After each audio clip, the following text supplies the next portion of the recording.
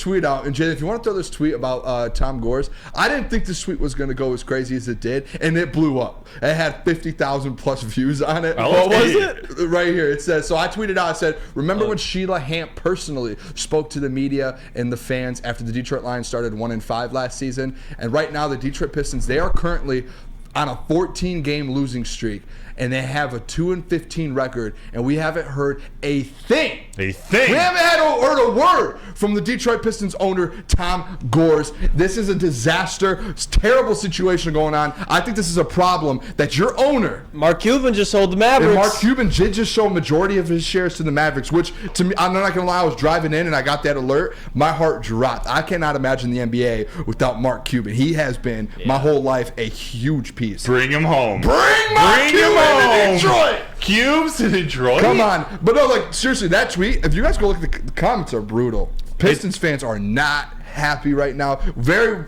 very understandable, too. As they should be. You should be mad about what's going on. The situation is brutal for the like Spenny said, this is the worst organization at the moment in all of sports. And it's almost like, not to cut you off, but it doesn't make sense. Like, how they're this bad. Like, you look around the roster, it's like, I'm not saying this is like a team that should be in the playoffs, but Asar Thompson, very talented rookie. Jalen Duren, very talented second-year player. Cade Cunningham, very talented player. Jaden Ivey, very talented player. Isaiah Stewart, very solid player. Great coach. Like, how do these guys only have 2 wins? They have the pieces. I don't know what it is. I don't know what's going on. I think, to me, what it comes down to is there's been a common denominator for the last 10 years, 11 years, and it's been the winning cult. Like, there has been no culture. And I'm not saying, like, a bad, like, workplace culture. I'm saying, like, a culture within the organization. Like, when you work somewhere and there's a good winning culture, you're going to be great. Like, Mark Cuban brought that to the Mavs, and they won a ton. Whether they were winning at one championship or they were just going to the conference finals every year, it felt like. They just had a great culture. It feels like from the top down, there's no culture. It's like Sheila. Look when Sheila took over. She single-handedly flipped that team. Brought Brad Holmes, Dan Campbell in. Culture change. They start winning football games, and everything feels like it was different. And everyone's seen her and heard her. Yeah. Just like your tweet said. She came out and she talked. She addressed it. She said, hey, stick with us. Stick with Dan Campbell and this 1-5 team. One loss after that, they ended up turning it around. Real quick, too, it says Logan Strutzman in the Woodward Sports YouTube chat. He said Mark Cuban sold $3.5 billion of the Mavs. He still has full operational control of the team, so he's not going anywhere. Must be nice. That's great. He probably just needed to cut some money to buy a different business. That's my guess. Can you imagine selling enough of a business to make $3.5 billion and still being the majority shareholder? Maybe he might end up getting it back, I bet, at some point. He might have just needed to go, hey, I need to go get this business real quick. It's a loan within a loan. Watch him buy, like, Twitter or something. From Elon. Rename it Mavs. No, but I think that was the craziest. There's something about these Pistons. Thank you, Peaceful Tim. I think we should just move on from the Pistons. I had my Pistons hat. Decided not to do it. We do have a punishment for Nick within this week sometime. Oh, yeah. He jinxed the fuck out of that game. He jinxed it on top of the Pistons were suspended on the show. Yeah. And it was double down. The only way that they were unsuspended was a win, and you came out before the win and jinxed. That was an all-time bad mistake. The Pistons blew a lead on November 1st with the Portland Trailblazers. They were up like 20 points. Portland came back since then. 13 straight losses, 14 in total. The Pistons are dead. I am 100% okay. Jacket. I am okay with blocking out the Pistons from the show. You should burn your season ticket holder jacket. Jalen, how mad are you? Pretty cold. Me? How mad am I? Yeah. You see my Twitter. I was I was arguing with uncles, grandparents, pets. Whatever you can, I didn't care, bro. I was just so fed up. There's a couple tweets in there that I had that I was a believer at one point, but like it didn't come full circle. So I let loose last night, but it's okay though. I didn't get banned, so I'm doing good.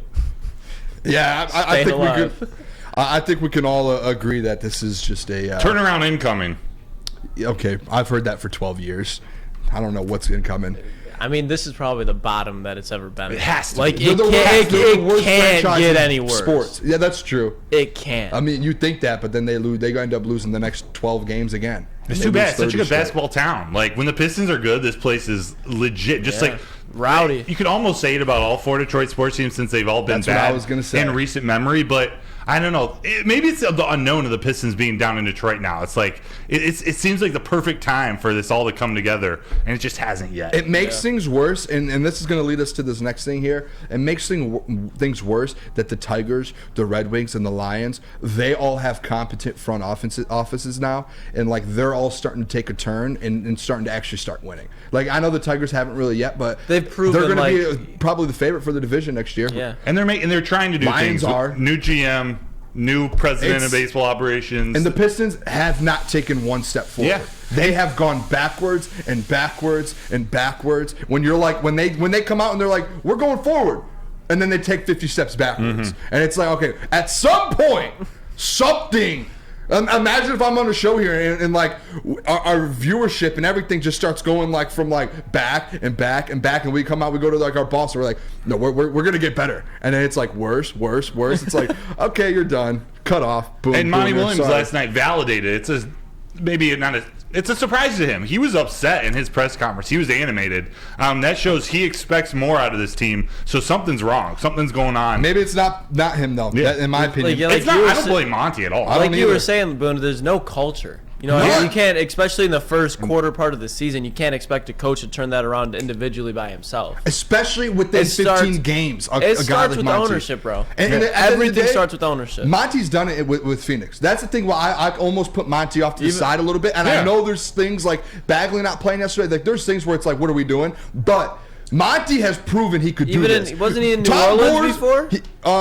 Yes, he was actually. Yes. Yeah. So he's proven he can coach in the NBA. He took a team that was the worst in the NBA to the NBA Finals within a couple years. He knows. So I'm taking Monty off. I'm going, Tom Gores, you haven't won anything in your life in the NBA. Troy Weaver, have you? Like, what are we doing? At some point, what are we doing? Yeah. I think it's more so with Monty, like, he needs to find his 8 or 9 guys, right? We got 12 or 14 young guys on the team. Find your 8 or 9, play them. Nobody else will be playing in the season under that. Just find your 8 or 9 guys, will be good to go. But you can't blame him yet, though. Like, it's young. The Suns team that he took to the finals wasn't his best team he had. No, he started with those guys as young as well. Or stuff like that. So I'm not worried about him. It's everybody but him. It's front office, things like that, and culture. Nobody has no aura around the Pistons right now to me, to be honest. What do you think, brother?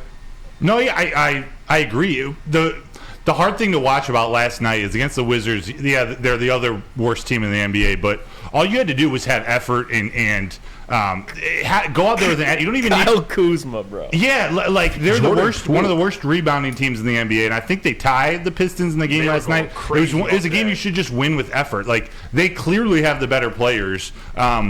It's sad to see it. Like that's one of those games, talent for talent. Like you just expect them to have more effort than the Washington Wizards, led by former Michigan Wolverine, go blue, Jordan Poole, who's kind of a trash teammate.